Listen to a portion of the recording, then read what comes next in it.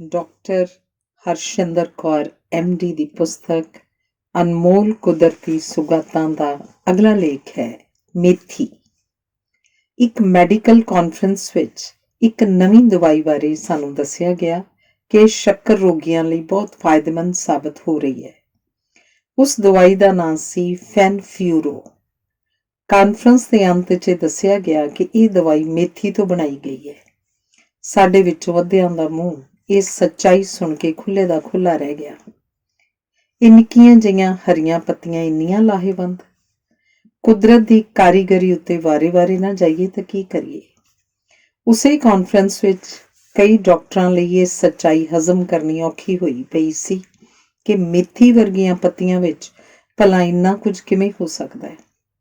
ਇਸੇ ਲਈ ਉਸ ਤੋਂ ਬਾਅਦ ਅਮਰੀਕਾ 'ਚ ਵਰਤੇ ਜਾ ਰਹੇ ਫੇਸ ਪੈਕ ਵਿਖਾਏ ਗਏ ਜੋ ਮੂੰਹ ਉੱਤੇ ਬਣ ਰਹੇ ਬਲੈਕ ਹੈਡਸ, ਫਿੰਸੀਆਂ, ਕਿੱਲ, ਝੁਰੜੀਆਂ ਆਦਿ ਲਈ ਕਮਾਲ ਦਾ ਅਸਰ ਵਿਖਾ ਰਹੇ ਸਨ ਤੇ ਅਮਰੀਕਨ ਔਰਤਾਂ ਦੀ ਪਹਿਲੀ ਪਸੰਦ ਬਣ ਚੁੱਕੇ ਸਨ। ਉਹਨਾਂ ਫੇਸ ਪੈਕਸ ਦੇ ਵਿੱਚ ਭਰੇ ਅੰਸ਼ਾਂ ਉੱਤੇ ਸਾਨੂੰ ਅੱਖਰ ਵੱਡੇ ਕਰਕੇ ਵਿਖਾਇਆ ਗਿਆ ਤਾਂ ਬਥੇਰੇ ਜਣੇ ਦੰਗ ਰਹਿ ਗਏ। ਉਹਨਾਂ ਵਿੱਚ ਅਸਲ ਚੀਜ਼ ਮੇਥੀ ਸੀ। ਉੱਥੋਂ ਦੇ ਕਈ ਬਿਊਟੀ ਕਲੀਨਿਕ ਮੇਥੀ ਦੇ ਬੀਜ ਪਾਣੀ ਵਿੱਚ ਉਬਾਲ ਕੇ ਉਸ ਨਾਲ ਆਪਣੀਆਂ ਗਾਹਕ ਔਰਤਾਂ ਦਾ ਮੂੰਹ ਚੰਗੀ ਤਰ੍ਹਾਂ ਧੋ ਕੇ ਤਾਜ਼ੀ ਮੇਥੀ ਦਾ ਲੇਪ 20 ਮਿੰਟ ਲਈ ਮੂੰਹ ਉੱਤੇ ਲਾ ਦਿੰਦੇ ਸਨ।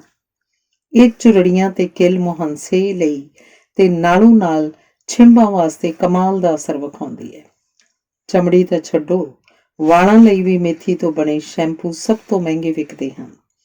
ਸਿੱਕਰੀ ਤੇ ਵਾਲ ਝੜਨ ਤੋਂ ਰੋਕਣ ਲਈ ਮੇਥੀ ਦੀ ਵਰਤੋਂ ਜ਼ੋਰਾਂ ਉੱਤੇ ਹੈ। ਭਾਵੇਂ ਰੋਜ਼ ਖਾਧੀ ਜਾਏ ਤੇ ਭਾਵੇਂ ਵਾਲਾਂ ਉੱਤੇ ਪੇਸਟ ਬਣਾ ਕੇ ਲਾ ਲਈ ਜਾਏ। ਇਸ ਨਾਲ ਹੌਲੀ-ਹੌਲੀ ਵਾਲ ਲਿਸ਼ਕਵੇਂ ਤੇ ਕਾਲੇ ਹੋਣ ਲੱਗ ਪੈਂਦੇ ਹਨ। ਵਾਲਾਂ ਤੇ ਚਮੜੀ ਵਿੱਚ ਮੇਥੀ ਦੀ ਇੰਨੀ ਜ਼ਿਆਦਾ ਵਰਤੋਂ ਕਈ ਵਾਰ ਤਾਂ ਸ਼ੱਕ ਹੀ ਪਾ ਦਿੰਦੀ ਹੈ ਕਿ ਖਾਣ ਦੀ ਚੀਜ਼ ਹੈ ਵੀ ਕਿ ਸਿਰਫ ਲਾਉਣ ਵਾਲੀ ਹੈ। ਹੁਣ ਇੱਕ ਹੋਰ ਅਸਰਦਾਰ ਵਰਤੋਂ ਬਾਰੇ ਵੀ ਸੁਣੋ। ਮੇਥੀ ਦੇ ਬੀਜ ਪਾਣੀ ਵਿੱਚ ਉਬਾਲ ਕੇ ਫਿਰ ਰਾਤ ਭਰ ਖੋਪੇ ਦੇ ਤੇਲ 'ਚ ਭਿਉਂ ਕੇ ਰੱਖੋ ਤੇ ਉਸ ਨਾਲ ਰੋਜ਼ ਹਲਕੀ-ਹਲਕੀ ਸਿਰ ਦੀ ਮਾਲਿਸ਼ ਕਰੋ। ਇਸ ਨਾਲ ਵਾਲ ਝੜਨੇ ਵੀ ਰੁਕਦੇ ਹਨ ਤੇ ਸਿੱਕਰੀ ਵੀ ਠੀਕ ਹੋ ਜਾਂਦੀ ਹੈ। ਬਤੌਰ ਡਾਕਟਰ ਇਹ ਗੱਲਾਂ ਮੈਂ ਉਹਨਾਂ ਜਵਾਨ ਬੱਚੀਆਂ ਤੇ ਔਰਤਾਂ ਲਈ ਦੱਸ ਰਹੀ ਹਾਂ ਤਾਂ ਜੋ ਵਾਲ ਝੜਨ ਦੇ ਤੇ ਮੂੰਹ ਦੀ ਚਮੜੀ ਸਾਫ਼ ਰੱਖਣ ਲਈ ਲੱਖਾਂ ਰੁਪਏ ਜ਼ਾਇਆ ਕਰਦੀਆਂ ਹਨ। ਉਹਨਾਂ ਦੀ ਥਾਂ ਉਹ ਕੁਦਰਤੀ ਸੁਗਾਤਾਂ ਲਈ ਖੂਬਸੂਰਤ ਹੋਣ ਬਾਰੇ ਸੋਚਣ ਤਾਂ ਮਹਿੰਗੀਆਂ ਕਰੀਮਾਂ ਤੋਂ ਛੁਟਕਾਰਾ ਪਾ ਲੈਣਗੀਆਂ। ਇਹ ਤਾਂ ਹੋਈ ਖੂਬਸੂਰਤੀ ਦੀ ਗੱਲ, ਪਰ ਮੇਥੀ ਤਾਂ ਜਿਸਮਾਨੀ ਨਜ਼ਦੀਕੀਆਂ ਵਧਾਉਣ ਵਿੱਚ ਵੀ ਬੇਹੱਦ ਕਮਾਲ ਦਾ ਅਸਰ ਵਿਖਾਉਂਦੀ ਹੈ। ਇਨਸਾਨੀ ਚਿੱਤ ਜੋ ਪੂਰਾ ਠੰਡਾ ਪਿਆ ਹੋਵੇ, ਮੇਥੀ ਲਗਾਤਾਰ ਖਾਣ ਸਦਕਾ ਨਿੱਘ 'ਚ ਆ ਜਾਂਦਾ ਹੈ। ਜਿਹੜੇ ਜਣੇ ਭਾਰ ਘਟਾਉਣ ਬਾਰੇ ਸੋਚ ਰਹੇ ਹੋਣ ਉਹ ਤਾਂ ਅੱਜ ਤੋਂ ਹੀ ਮੇਥੀ ਖਾਣੀ ਸ਼ੁਰੂ ਕਰ ਦੇਣ, ਕਿਉਂਕਿ ਮੇਥੀ ਤੋਂ ਵਧੀਆ ਕੁਦਰਤੀ ਦਵਾਈ ਮਿਲਣੀ ਔਖੀ ਹੈ। ਮੇਥੀ ਦੇ ਬੀਜ ਰਾਤ ਭਰ ਭਿਉਂ ਕੇ ਸਵੇਰੇ ਨਿਰਨੇ ਪੇਟ ਚੱਬ ਕੇ ਖਾਣ ਨਾਲ ਢਿੱਡ ਭਰਿਆ ਜਾਪਣ ਲੱਗ ਪੈਂਦਾ ਹੈ ਤੇ ਭੁੱਖ ਲੱਗਦੀ ਹੀ ਨਹੀਂ। ਇਹ ਇਸ ਲਈ ਹੁੰਦਾ ਹੈ ਕਿਉਂਕਿ ਮੇਥੀ ਵਿਚਲਾ ਫਾਈਬਰ ਪਾਣੀ ਵਿੱਚ ਫੁੱਲ ਜਾਣ ਕਾਰਨ ਢਿੱਡ ਵਿੱਚ ਹੋਰ ਖਾਣ ਨੂੰ ਥਾਂ ਹੀ ਨਹੀਂ ਛੱਡਦਾ। ਜੇ ਕਿਸੇ ਦੀ ਚਮੜੀ ਉੱਤੇ ਦਾਗ ਹਨ ਜਾਂ ਸੜਨ ਦੇ ਤਾਜ਼ੇ ਦਾਗ, ਛਾਲੇ, ਐਗਜ਼ੀਮਾ ਆਦਿ ਹੈ ਤਾਂ ਵੀ ਮੇਥੀ ਦੇ ਬੀਜਾਂ ਨੂੰ ਰਗੜ ਕੇ ਪਤਲਾ ਪੇਸਟ ਬਣਾ ਕੇ ਚਮੜੀ ਉੱਤੇ ਲੇਪ ਵਾਂਗ ਲਾ ਕੇ ਉੱਤੇ ਸਾਫ਼ ਕੱਪੜੇ ਨਾਲ ਢੱਕ ਕੇ ਰੱਖਣ ਨਾਲ ਹੌਲੀ-ਹੌਲੀ ਕੁਝ ਆਰਾਮ ਹੋ ਜਾਂਦਾ ਹੈ।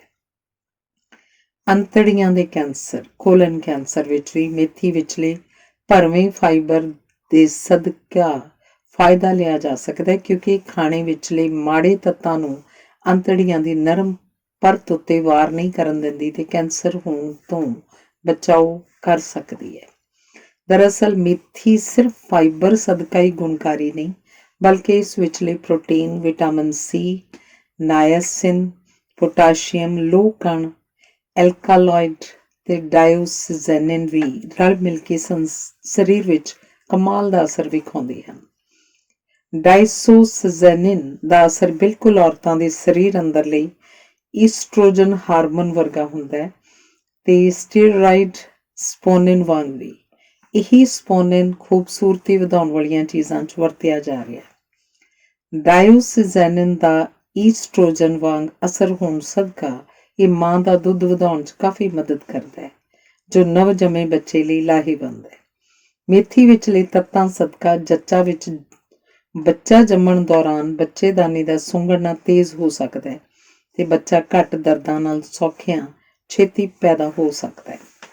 ਧਿਆਨ ਰਹੇ ਕਿ ਇਸ ਅਸਰ ਵਾਸਤੇ ਰੋਜ਼ ਕੌਲੇ ਭਰ ਭਰ ਕੇ ਤਿੰਨੋਂ ਵੇਲੇ ਜੱਚਾ ਨੂੰ ਮੇਥੀ ਦੇਣ ਦੀ ਲੋੜ ਨਹੀਂ ਕਿ ਕਿਤੇ ਵਕਤ ਤੋਂ ਪਹਿਲਾਂ ਹੀ ਸਤਮਾਇਆ ਬੱਚਾ ਜੰਮ ਪਏ। ਸਿਰਫ ਜੱਚਾ ਵਾਸਤੇ ਹੀ ਨਹੀਂ, ਮੇਥੀ ਵਿਚਲੇ ਆਈਸੋਫਲੇਵੋਨ ਤੇ ਡਾਇਓਸਿਜ਼ੈਨਿਨ ਕੁੜੀਆਂ ਤੇ ਔਰਤਾਂ ਵਿੱਚ ਮਾਹਵਾਰੀ ਦੌਰਾਨ ਹੋ ਰਹੀ ਦਰਦ ਵੀ ਘਟਾ ਦਿੰਦੇ ਹਨ। ਜਦੋਂ ਮਾਹਵਾਰੀ ਆਉਣੀ ਬੰਦ ਹੋ ਚੁੱਕੀ ਹੋਵੇ ਜਾਂ ਉਮਰ 50 ਦੇ ਨੇੜੇ ਢੁੱਕ ਚੁੱਕੀ ਹੋਵੇ, ਉਹਨਾਂ ਔਰਤਾਂ ਵਿੱਚ ਵੀ ਪੋਸਟਮੀਨੋਪੌਜ਼ਲ ਸਿੰਡਰੋਮ ਵਿਚਲੇ ਲੱਛਣ ਜਿਵੇਂ ਇੱਕਦਮ ਗਰਮੀ ਲੱਗਣੀ, ਤੌਣੀ ਆਉਣੀ, ਇੱਕਦਮ ਗੁੱਸਾ ਆਉਣਾ, ਢਹਿੰਦੀ ਕਲਾਦ ਵਿੱਚ ਮੇਥੀ ਖਾਂਦੇ ਰਹਿਣਾ ਨਾਲ ਫਾਇਦਾ ਮਿਲਦਾ ਹੈ। ਮੇਥੀ ਵਿਚਲੇ ਲੋਹ ਕਣ ਲਹੂ ਦੀ ਕਮੀ ਵੀ ਕੁਝ ਹੱਦ ਤੱਕ ਦੂਰ ਕਰ ਦਿੰਦੇ ਹਨ। ਜੇ ਮੇਥੀ 'ਚ ਟਮਾਟਰ ਤੇ ਆਲੂ ਵੀ ਪਾ ਲਏ ਜਾਣ ਤਾਂ ਅਜਿਹੀ ਸਬਜ਼ੀ ਲਗਾਤਾਰ ਖਾਣ ਨਾਲ ਸਬਜ਼ੀ ਵਿਚਲੇ ਲੋਹ ਕਣ ਛੇਤੀ ਹਜ਼ਮ ਹੋ ਜਾਂਦੇ ਹਨ। ਭਾਵੇਂ ਸਾਬਤ ਨਹੀਂ ਹੋ ਸਕਿਆ, ਪਰ ਅਮਰੀਕਾ 'ਚ ਕੁਝ ਔਰਤਾਂ ਛਾਤੀ ਉੱਤੇ ਮੇਥੀ ਦਾ ਲੇਪ ਲਾ ਕੇ ਰੱਖਦੀਆਂ ਹਨ ਕਿ ਇਸ ਨਾਲ ਛਾਤੀ ਦਾ ਆਕਾਰ ਠੀਕ ਰਵੇ। ਮੇਥੀ ਵਿਚਲੇ ਈਸਟ੍ਰੋਜਨ ਵਰਗੇ ਅਸਰ ਸਦਕਾ ਇਹਨੂੰ ਖਾਣ ਨਾਲ ਛਾਤੀ ਜ਼ਰੂਰ ਠੀਕ ਹੋ ਸਕਦੀ ਹੈ। ਸਰੀਰ ਅੰਦਰਲਾ ਕੋਲੇਸਟ੍ਰੋਲ, ਖਾਸ ਕਰ ਲੋ ਡੈਂਸਿਟੀ ਲਾਈਪੋਪ੍ਰੋਟੀਨ ਮਾੜਾ ਕੋਲੇਸਟ੍ਰੋਲ ਘਟਾਉਣ ਵਿੱਚ ਵੀ ਮੇਥੀ ਦਾ ਕੁਝ ਹੱਥ ਜ਼ਰੂਰ ਹੈ। ਮੇਥੀ ਵਿਚਲੇ ਗਲੈਕਟੋਮੈਨਨ ਦਿਲ ਵੀ ਸਿਹਤਮੰਦ ਰੱਖਦੇ ਹਨ ਤੇ ਹਾਰਟ ਅਟੈਕ ਦਾ ਖਤਰਾ ਘਟਾਉਂਦੇ ਹਨ। ਮੇਥੀ ਵਿੱਚ ਪੋਟਾਸ਼ੀਅਮ ਵੱਧ ਹੋਣ ਸਦਕਾ ਸਰੀਰ ਅੰਦਰਲੇ ਲੂਣ ਨੂੰ ਇਹ ਕੁਝ ਹੱਦ ਤੱਕ ਕਾਬੂ ਕਰਕੇ ਹਾਰਟ ਅਟੈਕ ਤੇ ਬਲੱਡ ਪ੍ਰੈਸ਼ਰ ਦੀ ਬਿਮਾਰੀ ਵਿੱਚ ਵੀ ਫਾਇਦਾ ਦੇ ਦਿੰਦੀ ਹੈ। ਮੇਥੀ ਵਿਚਲੇ ਗਲੈਕਟੋਮੈਨਨ ਜੋ ਕੁਦਰਤੀ ਫਾਈਬਰ ਹਨ, ਸਰੀਰ 'ਚ ਸ਼ੱਕਰ ਨੂੰ ਹਜ਼ਮ ਘੱਟ ਹੋਣ ਦਿੰਦੇ ਹਨ ਤੇ ਸ਼ੱਕਰ ਰੋਗੀਆਂ ਲਈ ਵੀ ਫਾਇਦੇਮੰਦ ਸਾਬਤ ਹੋ ਰਹੇ ਹਨ। ਮੇਥੀ ਵਿਚਲੇ ਅਮਾਈਨੋ ਐਸਿਡਸ ਸਰੀਰ ਅੰਦਰ ਇਨਸੂਲਿਨ ਦੀ ਮਾਤਰਾ ਵਧਾ ਦਿੰਦੇ ਹਨ। ਜਿਨ੍ਹਾਂ ਨੂੰ ਕਬਜ਼ ਹੋਵੇ ਉਹ ਵੀ ਮੇਥੀ ਵਿਚਲੇ ਫਾਈਬਰ ਸਦਕਾ ਹਾਜ਼ਮਾ ਠੀਕ ਕਰਕੇ ਕਬਜ਼ ਤੋਂ ਰਾਹਤ ਪਾ ਸਕਦੇ ਹਨ। ਸਿਰਫ ਇਹੀ ਨਹੀਂ, ਜਿਨ੍ਹਾਂ ਦੇ ਸਰੀਰ ਅੰਦਰ ਤੇਜ਼ਾਬ ਬਣਦਾ ਹੋਵੇ ਉਹ ਵੀ ਮੇਥੀ ਦੇ ਬੀਜਾਂ ਵਿਚਲੇ ਲੇਸਨੁਮਾ ਰੇਸ਼ੇ ਸਦਕਾ ਮੇਥੀ ਖਾਣ ਨਾਲ ਇਸ ਤੋਂ ਫਾਇਦਾ ਲੈ ਸਕਦੇ ਹਨ। ਇਹ ਲੇਸ ਅੰਤੜੀਆਂ ਦੇ ਅੰਦਰਲੀ ਪਰਤ ਉੱਤੇ ਫੈਲ ਕੇ ਜਲਣ ਨੂੰ ਵੀ ਰਾਹਤ ਦਿੰਦਾ ਹੈ। ਇਸ ਬਿਮਾਰੀ ਲਈ ਮੇਥੀ ਦੇ ਬੀਜ ਭਿਉਂ ਕੇ ਜ਼ਿਆਦਾ ਲੇਸਦਾਰ ਬਣਾਏ ਜਾ ਸਕਦੇ ਹਨ ਤੇ ਇਸ ਤਰੀਕੇ ਖਾਣ ਨਾਲ ਜ਼ਿਆਦਾ ਫਾਇਦਾ ਦਿੰਦੇ ਹਨ। ਜੇ ਹਲਕਾ ਖੰਘ ਜ਼ੁਕਾਮ ਹੋਵੇ ਤਾਂ ਉਬਾਲੀ ਮੇਥੀ ਦੇ ਪਾਣੀ ਵਿੱਚ ਨਿੰਬੂ ਤੇ ਸ਼ਹਿਦ ਪਾ ਕੇ ਲੈਣ ਨਾਲ ਗਲੇ ਵਿਚਲੀ ਪੀੜ ਨੂੰ ਆਰਾਮ ਮਿਲ ਜਾਂਦਾ ਹੈ ਤੇ ਖੰਘ ਵੀ ਘਟ ਜਾਂਦੀ ਹੈ। ਇੰਨਾ ਕੁਝ ਮੇਥੀ ਬਾਰੇ ਜਾਣ ਲੈਣ ਬਾਅਦ ਮੈਂ ਸਪਸ਼ਟ ਕਰ ਦਿਆਂ ਕਿ ਮੇਥੀ ਤੋਂ ਜੇ ਫਾਇਦੇ ਲੈਣੇ ਹੋਣ ਤਾਂ ਮਹੀਨੇ 'ਚ ਇੱਕ ਵਾਰ ਖਾਣ ਨਾਲ ਨਹੀਂ ਲਏ ਜਾ ਸਕਦੇ, ਬਲਕਿ ਇੱਕ ਅੱਧ ਦਿਨ ਛੱਡ ਕੇ ਖਾਂਦੇ ਰਹਿਣ ਨਾਲ ਹੀ ਲਏ ਜਾ ਸਕਦੇ ਹਨ। ਸਿਰਫ ਮੇਥੀ ਕਿਉਂ, ਵੱਖ-ਵੱਖ ਤਰ੍ਹਾਂ ਦੀਆਂ ਸਬਜ਼ੀਆਂ, ਦਾਲਾਂ ਬਦਲ ਕੇ ਰੈਗੂਲਰ ਤੌਰ ਉੱਤੇ ਲਈਆਂ ਜਾਣ ਤੇ ਨਸ਼ੇ ਜਾਂ ਹੋਰ ਗੰਦ ਬਲਾ ਖਾਣ ਤੋਂ ਪਰਹੇਜ਼ ਰੱਖਿਆ ਜਾਏ, ਖਾਸ ਕਰ ਫਾਸਟ ਫੂਡ, ਤਾਂ ਸਰੀਰ ਜਿੱਥੇ ਨਰੋਆ ਤੇ ਰੋਗ ਮੁਕਤ ਰੱਖਿਆ ਜਾ ਸਕਦਾ ਹੈ, ਉੱਥੇ ਕੁਦਰਤੀ ਚੀਜ਼ਾਂ ਖਾ ਕੇ ਅਸੀਂ ਲੰਬੀ ਤੇ ਸਿਹਤਮੰਦ ਜ਼ਿੰਦਗੀ ਜੀ ਸਕਦੇ ਹਾਂ। ਮੇਰਾ ਮਕਸਦ ਇਹ ਸੀ ਕਿ ਜੇ ਕਿਸੇ ਦੇ ਬੱਚੇ ਸਬਜ਼ੀ ਦੇ ਨਾਂ ਨੂੰ ਮੂੰਹ ਨੱਕ ਚੜਾ ਰਹੇ ਹਨ ਤਾਂ ਉਹਨਾਂ ਨੂੰ ਇਹਦੇ ਫਾਇਦੇ ਪੜ੍ਹਾ ਕੇ ਕਿਸੇ ਨਾ ਕਿਸੇ ਬਹਾਨੇ, ਭਾਵੇਂ ਆਟੇ 'ਚ ਗੁੰਨ ਕੇ ਸਵਾਦਲੇ ਪਰਾਂਠੇ ਬਣਾ ਕੇ ਸਹੀ, ਪਰ ਮੇਥੀ ਦਿਓ ਜ਼ਰੂਰ। ਅਗਲੀ ਵਾਰ ਜਦੋਂ ਮੱਕੀ ਮੇਥੀ ਦੇ ਮਜ਼ੇਦਾਰ ਪਰਾਂਠੇ ਬਣਾਓ ਤਾਂ ਇਹਦੇ ਗੁਣਾਂ ਨੂੰ ਯਾਦ ਕਰਦੇ ਹੋਏ ਮੈਨੂੰ ਵੀ ਜ਼ਰੂਰ ਯਾਦ ਕਰ ਲਿਓ। ਲੇਖ ਹੈ ਗੰਢਾ। ਅੱਖਾਂ 'ਚੋਂ ਹੰਝੂ ਕਢਾਉਣ ਵਾਲਾ, ਕਦੇ ਕਦਾਈ ਜੇਬਾਂ ਨੂੰ ਚੂਨਾ ਲਾਉਣ ਵਾਲਾ ਤੇ ਕਈ ਵਾਰ ਸਰਕਾਰਾਂ ਦੇ ਗੋਡੇ ਟਿਕਾਉਣ ਵਾਲਾ ਇਹ ਗੰਢਾ ਪਿਆਜ਼ ਆਪਣੇ ਅੰਦਰ ਢੇਰ ਸਾਰੇ ਗੁਣ ਲੁਕਾਈ ਬੈਠਾ ਹੈ। Vitamin C, vitamin B6, fibre, molybdenum, manganese, folate, potassium ਤੇ ਟ੍ਰਿਪਟੋਫੈਨ ਨਾਲ ਭਰਪੂਰ ਗੰਢਾ 5000 ਸਾਲ ਪਹਿਲਾਂ ਤੋਂ ਉਗਾਇਆ ਜਾ ਰਿਹਾ ਹੈ। ਗੰਢੇ ਦੀ ਮਹੱਤਤਾ ਇਸੇ ਤੋਂ ਸਮਝ ਆ ਸਕਦੀ ਹੈ ਕਿ ਇਜਿਪਟ ਵਿਖੇ ਪਿਰਾਮਿਡ ਬਣਾਉਣ ਵਾਲੇ ਮਜ਼ਦੂਰਾਂ ਨੂੰ ਪੈਸਿਆਂ ਦੀ ਥਾਂ ਗੰਢੇ ਰੋਜ਼ਾਨਾ ਦੀ ਮਿਹਨਤ ਵਜੋਂ ਦਿੱਤੇ ਜਾਂਦੇ ਸਨ। ਸਿਰਫ ਇਹ ਨਹੀਂ, ਬਲਕਿ ਟੂਟਨਖੇਮਨ ਵਰਗੇ ਰਾਜੇ ਦੇ ਪਿਰਾਮਿਡ ਵਿੱਚ ਵੀ ਗੰਢੇ ਰੱਖੇ ਗਏ ਸਨ ਤਾਂ ਜੋ ਇਹ ਕੁਦਰਤੀ ਨਿਆਮਤ ਜੋ ਰੱਬੀ ਦਾਤ ਮੰਨੀ ਜਾਂਦੀ ਸੀ, ਰਾਜੇ ਨੂੰ ਮਰਨ ਤੋਂ ਬਾਅਦ ਵੀ ਨਸੀਬ ਹੁੰਦੀ ਰਹੇ। 6ਵੀਂ ਸਦੀ 'ਚ ਗੰਢੇ ਦਵਾਈ ਵਜੋਂ ਵਰਤੇ ਜਾਂਦੇ ਹਨ। ਹੱਦੋਂ ਵੱਧ ਸਸਤੇ ਹੋਣ ਸਦਕਾ ਸਦੀਆਂ ਤੋਂ ਲੋਕ ਸੁੱਕੀ ਰੋਟੀ ਨਾਲ ਗੰਢਾ ਭੰਨ ਕੇ ਉਸ ਵਿੱਚੋਂ ਨਰਮ ਹਿੱਸਾ ਕੱਢ ਕੇ ਖਾਂਦੇ ਰਹੇ ਸਨ। ਫਿਰ ਬਾਅਦ 'ਚ ਕੋਲੰਬਸ ਸੁਆਦ ਦਾ ਮਾਰਿਆ ਇਹਨਾਂ ਨੂੰ ਵੈਸਟ ਇੰਡੀਜ਼ ਵਿਖੇ ਲੈ ਕੇ ਗਿਆ। ਹੁਣ ਤੱਕ ਭਾਰਤ ਤੋਂ ਇਲਾਵਾ ਚੀਨ, ਅਮਰੀਕਾ, ਰੂਸ ਤੇ ਸਪੇਨ ਵਿੱਚ ਗੰਢੇ ਉਗਾਏ ਜਾ ਰਹੇ ਹਨ। ਇਹ ਵੱਖਰੀ ਗੱਲ ਹੈ ਕਿ ਇਹਨਾਂ ਦੀ ਕੀਮਤ ਹੁਣ ਕਦੇ ਅਸਮਾਨੀ ਪਹੁੰਚ ਜਾਂਦੀ ਹੈ ਤੇ ਕਦੇ ਬੋਰੀਆਂ ਭਰੀਆਂ ਹੋਈਆਂ ਮੰਡੀਆਂ 'ਚ ਰੁਲਦੀਆਂ ਦਿਸਦੀਆਂ ਹਨ। ਗੰਢੇ ਵਿਚਲੇ ਫਲੇਵੋਨਾਈਡ ਜੋ ਅਸਲੀ ਫਾਇਦੇਮੰਦ ਸਾਬਤ ਹੋਏ ਹਨ, ਗੰਢੇ ਦੀਆਂ ਬਾਹਰਲੀਆਂ ਪਰਤਾਂ ਵਿੱਚ ਹੀ ਹੁੰਦੇ ਹਨ। ਇਸੇ ਲਈ ਛਿੱਲਣ ਲੱਗਿਆਂ ਇਹ ਧਿਆਨ ਰੱਖਣ ਦੀ ਲੋੜ ਹੈ ਕਿ ਗੰਢੇ ਦਾ ਬਾਹਰਲਾ ਪਤਲਾ ਛਿੱਲੜ ਹੀ ਲਾਇਆ ਜਾਏ, ਨਾ ਕਿ ਬਾਹਰਲੀ ਪਰਤ ਵੀ ਨਾਲ ਹੀ ਸੁੱਟ ਦਿੱਤੀ ਜਾਏ। ਪੋਲੀਫੀਨੋਲ ਗੰਢਿਆਂ 'ਚ ਭਰਿਆ ਪਿਆ ਹੈ ਤੇ ਬਾਕੀ ਸਬਜ਼ੀਆਂ, ਥੋਮ, ਟਮਾਟਰ, ਗਾਜਰਾਂ ਨਾਲੋਂ ਕਿਤੇ ਵੱਧ ਹੈ। ਗੰਢਿਆਂ 'ਚੋਂ ਫਾਇਦਾ ਲੈਣ ਲਈ ਇਹਦੀ ਵਰਤੋਂ ਬਾਰੇ ਪਤਾ ਹੋਣਾ ਜ਼ਰੂਰ ਹੈ। ਜਦੋਂ ਸੂਪ ਬਣਾਉਣ ਲਈ ਗੰਢੇ ਵਰਤੇ ਜਾ ਰਹੇ ਹੋਣ ਤਾਂ ਮੱਧਮ ਅੱਗ ਵਿੱਚ ਹੀ ਪਕਾਏ ਜਾਣੇ ਚਾਹੀਦੇ ਹਨ। ਇਸ ਤਰ੍ਹਾਂ ਗੰਢਿਆਂ ਵਿਚਲਾ ਐਂਟੀਆਕਸੀਡੈਂਟ ਕੁਐਰਸਟਿਨ ਆਪਣੇ ਕੁਦਰਤੀ ਰੂਪ ਵਿੱਚ ਹੀ ਪਾਣੀ 'ਚ ਬਾਹਰ ਆ ਜਾਂਦਾ ਹੈ, ਜਿਸ ਨਾਲ ਸੂਪ ਰਾਹੀਂ ਪੂਰਾ ਫਾਇਦਾ ਲਿਆ ਜਾ ਸਕਦਾ ਹੈ। ਤੇਜ਼ ਅੱਗ ਨਾਲ ਇਹ ਫਲੇਵੋਨਾਈਡ ਕੁਝ ਖਰਾਬ ਹੋ ਜਾਂਦੇ ਹਨ ਤੇ ਇਹਨਾਂ ਦਾ ਅਸਰ ਘਟ ਜਾਂਦਾ ਹੈ। ਇੰਝ ਹੀ ਸਬਜ਼ੀਆਂ 'ਚ ਤੜਕਾ ਲਾਉਣ ਲੱਗਿਆਂ ਵੀ 7 ਮਿੰਟ ਤੋਂ ਉੱਤੇ ਗੰਢਾ ਭੁੰਨਣਾ ਨਹੀਂ ਚਾਹੀਦਾ। 1/4 ਇੰਚ ਚੌੜੇ ਜਾਂ ਇਸ ਤੋਂ ਵੀ ਛੋਟੇ ਕੱਟੇ ਹੋਏ ਗੰਢਿਆਂ ਨੂੰ ਮੱਧਮ ਅੱਗ ਉੱਤੇ 5 ਮਿੰਟ ਭੁੰਨਣ ਨਾਲ ਉਸ ਵਿਚਲੇ ਫਲੇਵੋਨਾਈਡ ਤੋਂ ਪੂਰਾ ਫਾਇਦਾ ਲਿਆ ਜਾ ਸਕਦਾ ਹੈ। ਤੜਕੇ ਨੂੰ ਸਾੜ ਕੇ ਰਿੰਨ ਕੇ ਮਲੀਦਾ ਬਣਾ ਕੇ ਖਾਣਾ ਸਵਾਦ ਭਾਵੇਂ ਬਣਾ ਲਓ, ਪਰ ਉਸ ਵਿੱਚੋਂ ਫਾਇਦੇਮੰਦ ਚੀਜ਼ਾਂ ਦਾ ਸਫਾਇਆ ਹੋ ਜਾਂਦਾ ਹੈ। ਥੋਮ ਵਾਂਗ ਹੀ ਗੰਢਾ ਵੀ ਸਲਫਰ ਭਰਪੂਰ ਹੈ, ਜਿਸ ਨਾਲ ਇਸ ਵਿੱਚੋਂ ਤਿੱਖੀ ਖੁਸ਼ਬੂ ਨਿਕਲਦੀ ਹੈ। ਜਰਨਲ ਆਫ ਐਗਰੀਕਲਚਰਲ ਫੂਡ ਕੈਮ ਜੁਲਾਈ 2010 ਵਿੱਚ ਖੋਜ ਛਾਪੀ ਗਈ ਕਿ ਸਬਜ਼ੀਆਂ 'ਚ ਥੋਮ ਤੇ ਗੰਢਾ ਪਾਉਣ ਨਾਲ ਖੁਰਾਕ ਵਿਚਲੇ ਜ਼ਿੰਕ ਤੇ ਲੋਹ ਕਣ ਜ਼ਿਆਦਾ ਮਾਤਰਾ 'ਚ ਹਜ਼ਮ ਹੋ ਜਾਂਦੇ ਹਨ। ਇਸ ਤੋਂ ਪਹਿਲਾਂ ਕਿ ਗੰਢੇ ਦੇ ਫਾਇਦਿਆਂ ਬਾਰੇ ਗੱਲ ਕਰੀਏ, ਇਹ ਸਪਸ਼ਟ ਕਰਨਾ ਜ਼ਰੂਰੀ ਹੈ ਕਿ ਬਹੁਗਿਣਤੀ ਖੋਜਾਂ ਜਾਨਵਰਾਂ ਉੱਤੇ ਕੀਤੀਆਂ ਗਈਆਂ ਹਨ ਤੇ ਇਨਸਾਨਾਂ ਉੱਤੇ ਜਿੰਨੀਆਂ ਵੀ ਹੋਈਆਂ ਹਨ, ਉਹਨਾਂ 'ਚੋਂ ਕਾਫੀ ਇਕੱਲੇ ਗੰਢੇ ਉੱਤੇ ਨਹੀਂ ਬਲਕਿ ਸਬਜ਼ੀਆਂ ਵਿੱਚ ਪਏ ਗੰਢੇ ਸਮੇਤ ਹੋਈਆਂ ਹਨ। ਪਹਿਲਾ, ਦਿਲ ਵਾਸਤੇ ਗੰਢੇ ਕਾਫੀ ਫਾਇਦੇਮੰਦ ਸਾਬਤ ਹੋ ਚੁੱਕੇ ਹਨ, ਕਿਉਂਕਿ ਇਹ ਕੋਲੈਸਟਰੋਲ ਘਟਾਉਂਦੇ ਹਨ ਤੇ ਪਲੇਟਲੈਟ ਸੈੱਲਾਂ ਨੂੰ ਆਪੋ ਵਿੱਚ ਜੁੜ ਕੇ ਨਾੜੀਆਂ ਵਿੱਚ ਰੋਕਾ ਪਾਉਣ ਤੋਂ ਰੋਕਦੇ ਹਨ। ਇੰਝ ਹਾਰਟ ਅਟੈਕ ਹੋਣ ਤੋਂ ਬਚਾਓ ਹੋ ਜਾਂਦਾ ਹੈ। ਇਹ ਅਸਰ ਗੰਢਿਆਂ ਵਿਚਲੇ ਫਲੇਵੋਨਾਈਡ ਸਦਕਾ ਹੁੰਦਾ ਹੈ। ਦੂਸਰਾ, ਇਨਸਾਨਾਂ 'ਚ ਹੋਈ ਖੋਜ ਨੇ ਸਾਬਤ ਕੀਤਾ ਹੈ ਕਿ ਗੰਢੇ ਹੱਡੀਆਂ ਨੂੰ ਮਜ਼ਬੂਤ ਕਰਦੇ ਹਨ। ਅੱਜ ਕੱਲ੍ਹ ਬੋਨ ਡੈਂਸਿਟੀ ਦਾ ਬਹੁਤ ਰੌਲਾ ਪਿਆ ਹੋਇਆ ਤੇ ਅਨੇਕ ਟੈਸਟ ਉਸ ਵਾਸਤੇ ਕੀਤੇ ਜਾ ਰਹੇ ਹਨ। ਇਹਨਾਂ ਟੈਸਟਾਂ ਰਾਹੀਂ ਹੱਡੀਆਂ ਦਾ ਕਮਜ਼ੋਰ ਹੋਣਾ ਲੱਭਿਆ ਜਾਂਦਾ ਹੈ। ਮਾਹਵਾਰੀ ਬੰਦ ਹੋਣ ਤੋਂ ਬਾਅਦ ਔਰਤਾਂ ਦੀਆਂ ਹੱਡੀਆਂ ਛੇਤੀ ਕਮਜ਼ੋਰ ਹੋ ਜਾਂਦੀਆਂ ਹਨ।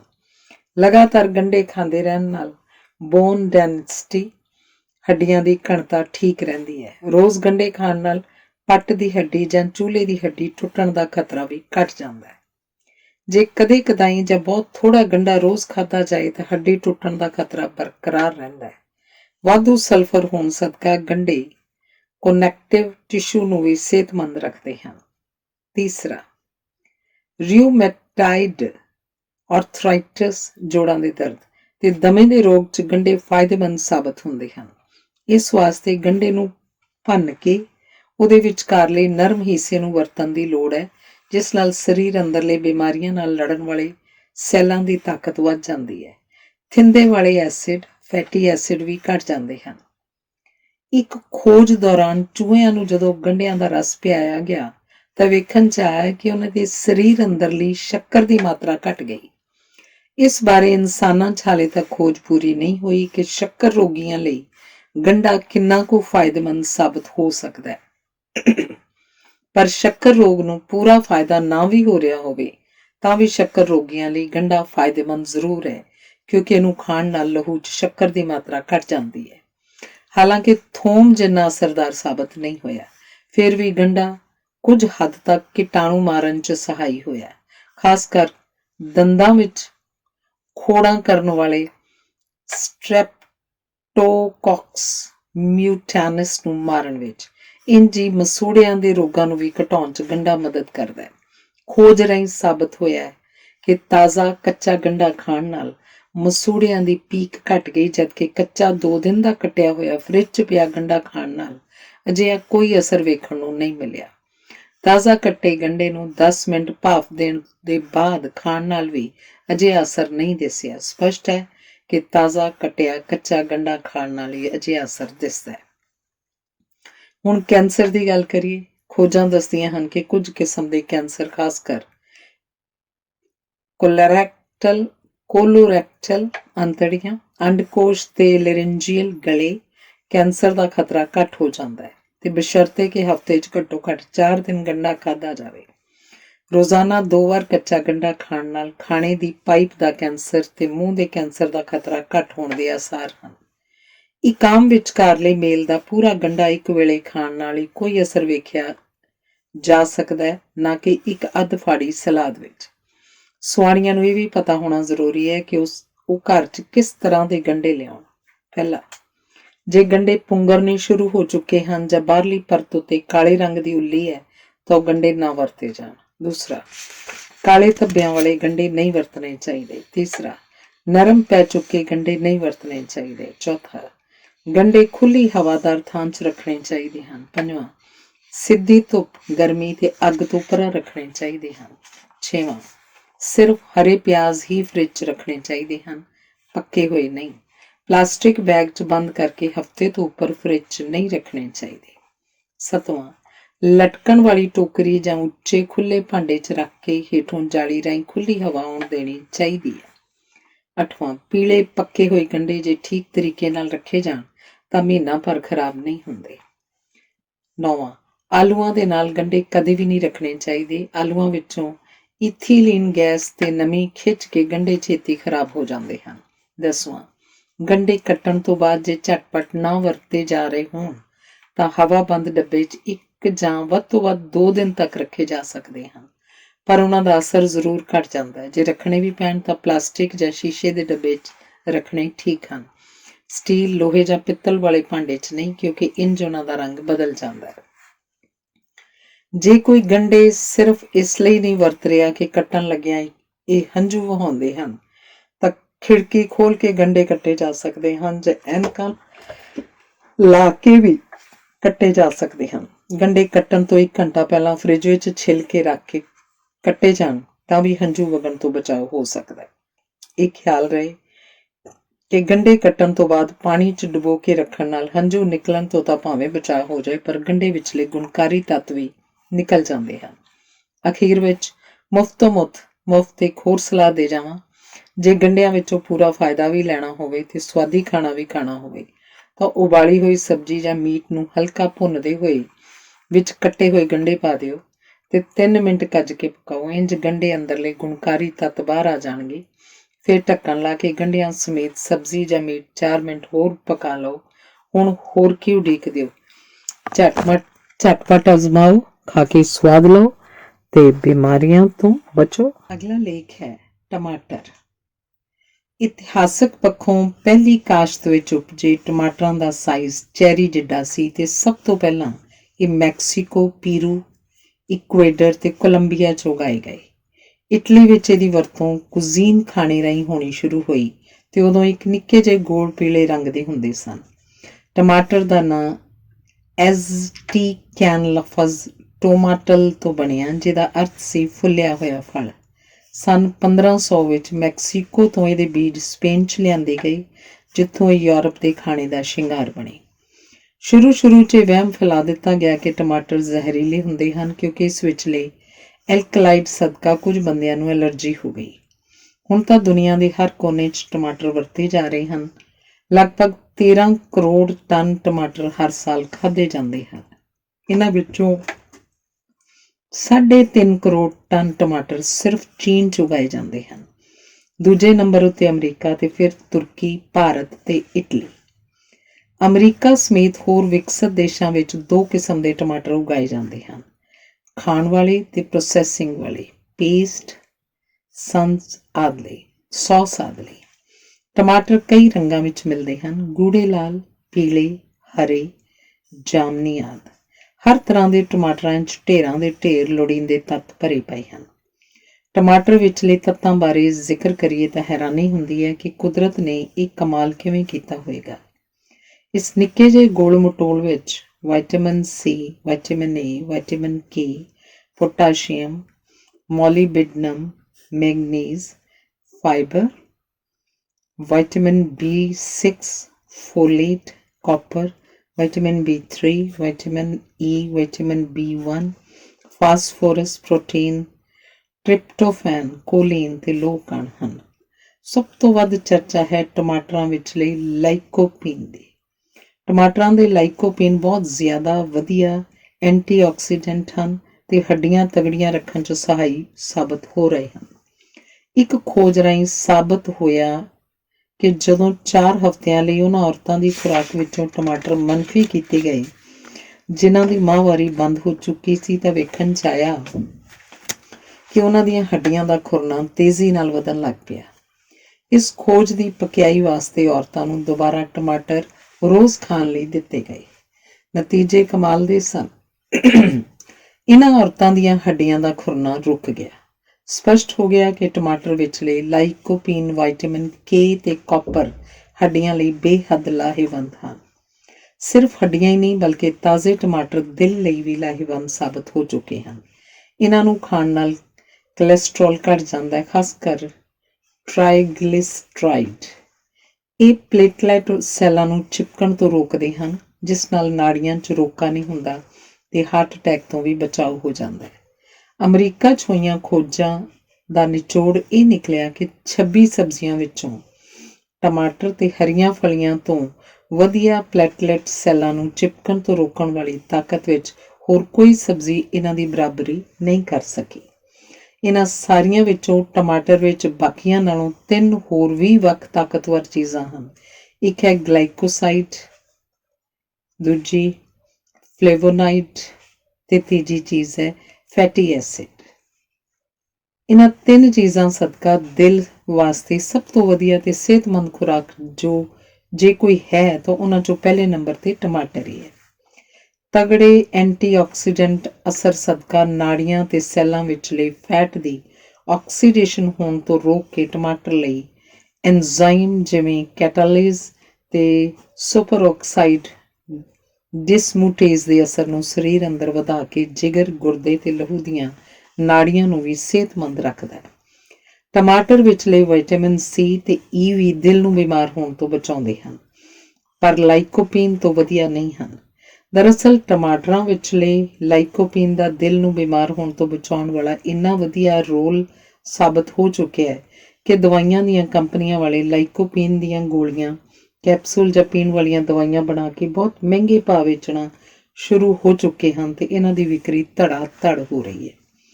ਬਹੁਤੇ ਮਰੀਜ਼ਾਂ ਨੂੰ ਇਹ ਪਤਾ ਹੀ ਨਹੀਂ ਹੁੰਦਾ ਕਿ 120 ਰੁਪਏ ਜਾਂ 150 ਰੁਪਏ ਦੀਆਂ 10 ਗੋਲੀਆਂ ਜੋ ਬਾਜ਼ਾਰੋਂ ਖਰੀਦ ਕੇ ਰੋਜ਼ ਦੀ ਇੱਕ ਗੋਲੀ ਖਾ ਰਹੇ ਹਨ ਉਹਨਾਂ ਅਸਰ ਤਾਂ ਇੱਕੋ ਟਮਾਟਰ ਖਾ ਕੇ ਲਿਆ ਜਾ ਸਕਦਾ ਹੈ। ਇਹ ਗੋਲੀਆਂ ਸਾਲਾਂ ਸਾਲ ਖਾ ਕੇ ਲੋਕ ਸਮਝਦੇ ਹਨ ਕਿ ਹੁਣ ਉਹਨਾਂ ਦੇ ਦਿਲ ਨੂੰ ਕੁਝ ਨਹੀਂ ਹੋ ਸਕਦਾ ਪਰ ਇਹ ਭੁੱਲ ਜਾਂਦੇ ਹਨ ਕਿ ਉਹਨਾਂ ਦੀ ਜੇਬ ਦਾ ਸਫਾਇਆ ਹੋ ਰਿਹਾ ਹੈ। ਇਸ ਦੀ ਬਜਾਏ ਜੇ ਰੋਜ਼ ਦਾ ਇੱਕ ਟਮਾਟਰ ਖਾ ਲਿਆ ਜਾਏ ਤਾਂ ਕਿਤੇ ਵੱਧ ਫਾਇਦਾ ਲਿਆ ਜਾ ਸਕਦਾ ਹੈ। ਦਿਲ ਤੇ ਹੱਡੀਆਂ ਲਈ ਇੰਨਾ ਫਾਇਦੇਮੰਦ ਸਾਬਤ ਹੋ ਜਾਣ ਬਾਅਦ ਟਮਾਟਰ ਦਾ ਕੈਂਸਰ ਰੋਕਣ 'ਚ ਰੋਲ ਲੱਭਣ ਵਾਸਤੇ ਖੋਜਾਂ ਆਰੰਭੀਆਂ ਗਈਆਂ।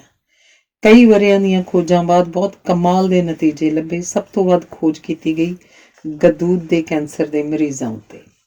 ਦਰਅਸਲ ਜਿਹੜੇ ਫਲਾਂ ਜਾਂ ਸਬਜ਼ੀਆਂ ਵਿੱਚ ਐਂਟੀਆਕਸੀਡੈਂਟ ਵੱਧ ਹੋਣ ਉਹ ਕੈਂਸਰ ਰੋਕਣ 'ਚ ਸਹਾਈ ਹੁੰਦੇ ਹਨ ਕਿਉਂਕਿ ਬਹੁਤੇ ਕੈਂਸਰ ਲਗਾਤਾਰ ਆਕਸੀਡੇਸ਼ਨ ਹੁੰਦੇ ਰਹਿਣ ਸਦਕਾ ਜਾਂ ਲਗਾਤਾਰ ਹੁੰਦੀ ਸੋਜਿਸ਼ ਦੇ ਵਧਣ ਸਦਕਾ ਹੀ ਹੁੰਦੇ ਹਨ।